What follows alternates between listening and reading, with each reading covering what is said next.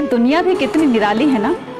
जिसकी आंखों में नींद है उसके पास अच्छे बिस्तर नहीं है, और जिसके पास अच्छे बिस्तर हैं उनकी आंखों में नींद नहीं है। जिनके मन में दया है लेकिन दूसरों को देने के लिए उनके पास धन नहीं है, लेकिन जिनके पास धन है उनके मन में दया नहीं है। जिन्हें रिश्तों की कद्र होती है कोई उनसे रिश्ता नहीं रखना चाहता है, और जिन्हें रिश्तों की कद्र नहीं होती है हर कोई उनसे रिश्ता रखना चाहता है।